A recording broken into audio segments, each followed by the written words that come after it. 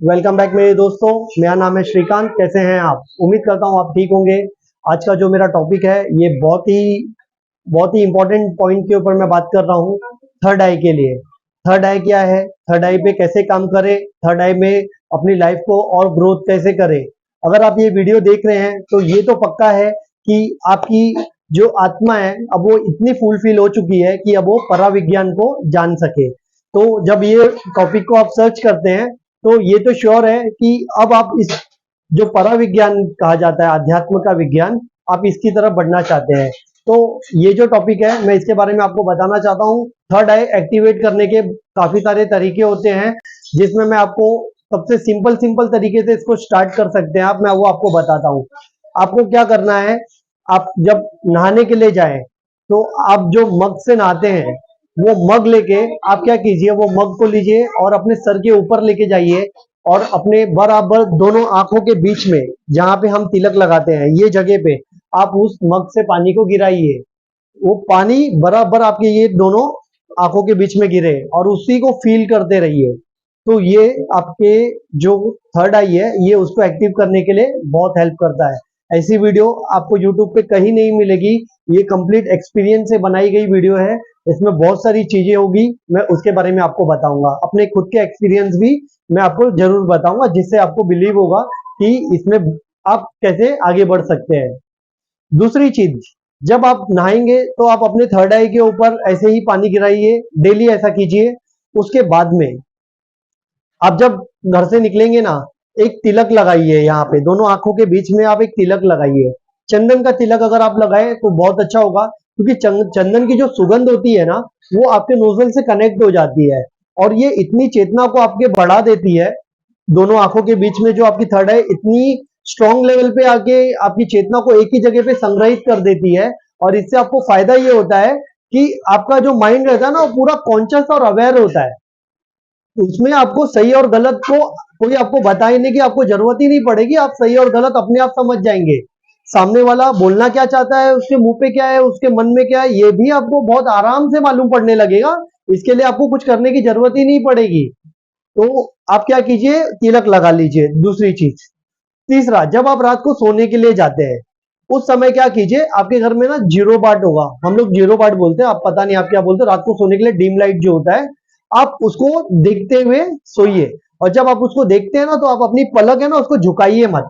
पलक को बंद मत कीजिए। उस जीरो बाट को, उस नाइट बल्ब को, उसको आप कांस्टेंट देखते रहिए। और देखते देखते आपकी आंख से पहले पानी आना शुरू होगा, आपकी आंख झपकना शुरू होगी। तो आप ऐसा संकल्प कीजिए कि कितना भी मेरी आंख जले, आंख से पानी आए, मैं अपनी आंख बंद नहीं करूंगा। कम से कम 20 मिनट से आधा घंटे तक आप इस तरीके का प्रैक्टिस करिए। इससे क्या होगा, आपका संकल्प का शक्ति बढ़ेगा, आपका जो थर्ड आई है वो एक्टिव होने के लिए और जोड़ देगा और इससे आपकी थर्ड आई एक्टिवेट होने के लिए चांसेस बढ़ जाएंगे। और उसके बाद जब आप सुबह उठते हैं, सुबह उठने का जो टाइम है, मैं जो सुबह उठता हूँ वो 3:30 से पौने 4 के बीच उठता हूँ। ये ब्रह्म वेला होता है, ब्रह्म मुहूर्त होता है। इस समय में उठ के मैं मेडिटेशन करता हूँ। अगर आप इतने जल्दी उठ सके तो बहुत ही अच्छा है।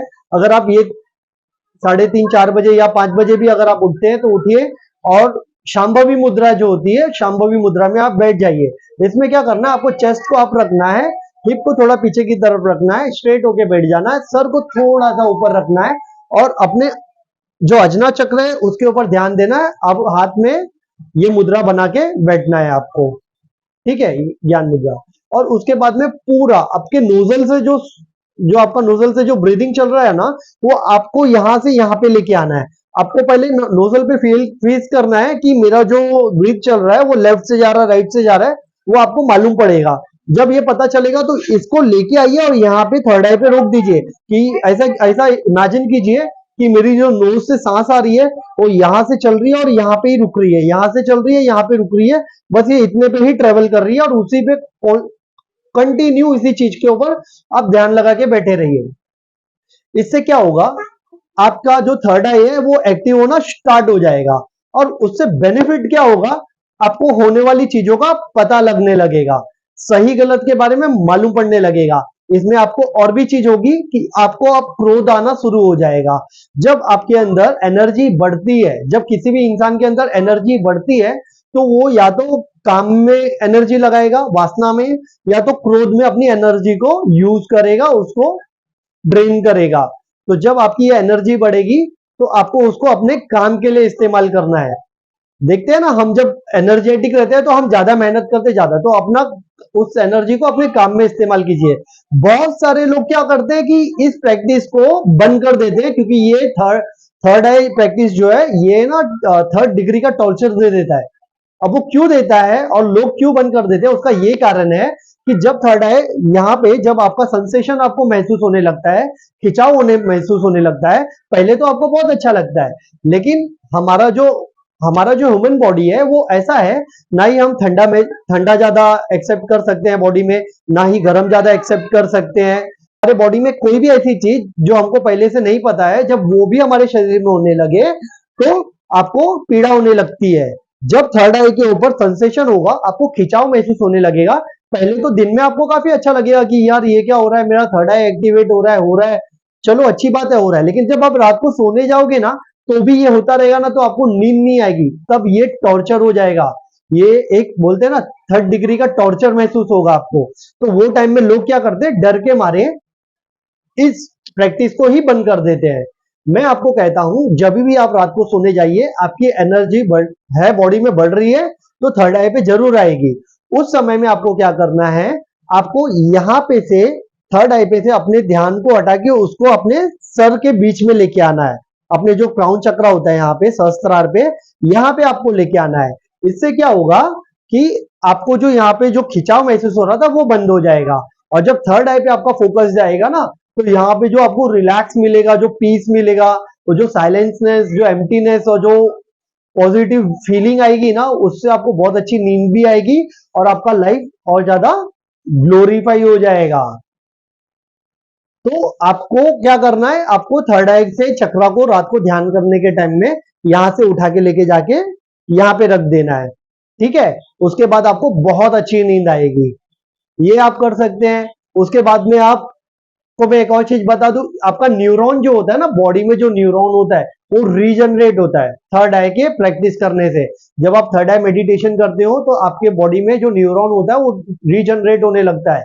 और आप जब ध्यान करने लगेंगे ना, यहाँ पे बिंदु पे ध्यान करने लगेंगे, तो आपको है ना नीला कलर का जो वॉयलेट कलर होता है ना, Indigo colour, sorry, Indigo colour का आपको पूरा स्काई दिखने लगेगा। एक बहुत बारीक आपको राई के दाने के जैसा एक उजाला आपको दोनों आंखों के बीच में महसूस होने लगेगा।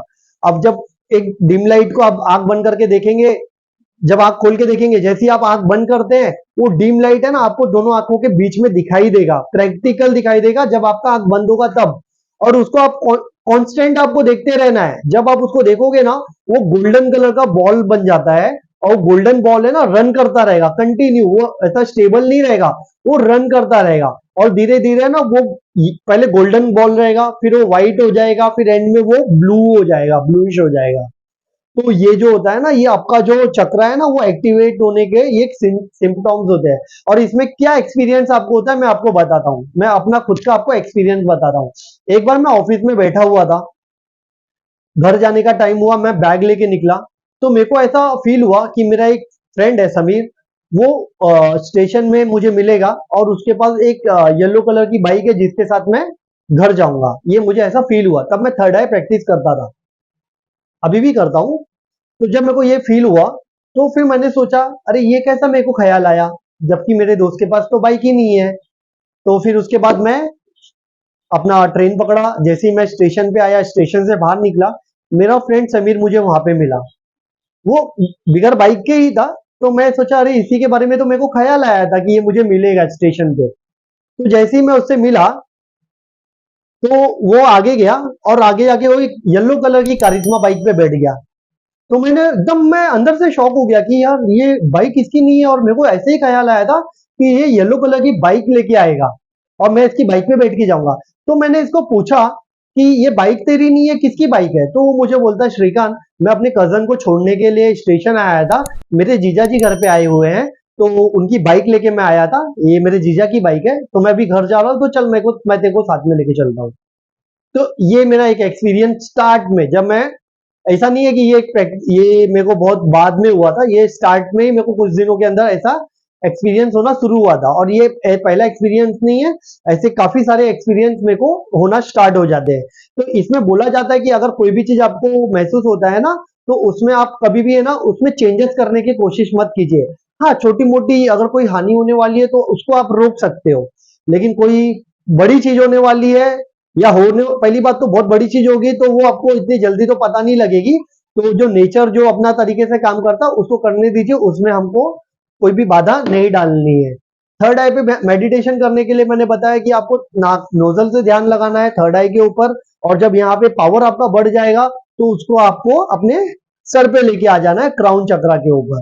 तो क्राउन चक्रा आपका एक्टिवेट हो जाएगा। हमारी सारी चक्रा जो होते हैं ना, ये चलते ही हैं, ये एक्टिवेट ही रहते हैं, लेकिन कुछ स्लो हो जाते हैं तो उसकी जो पावर्स होती है कम हो जाती है, तो उसकी वजह से हमारे बॉडी में उसके सिम्टम्स दिखाई देने लगते हैं, अच्छे और बुरे दोनों। तो दोस्तों ये वीडियो था मेरा थर्ड आई के ऊपर, होप आपको पसंद आया होगा। और मैं अपना कॉन्टेक्ट नंबर भी दे दूंगा ये इसके अंदर डिस्क्रिप्शन में। अगर आपको कुछ पूछना है, अगर आपको कोई सजेशन देना है तो आप मेरे को मैसेज कर सकते हैं, कॉल कर सकते हैं। चलिए, थैंक यू, धन्यवाद।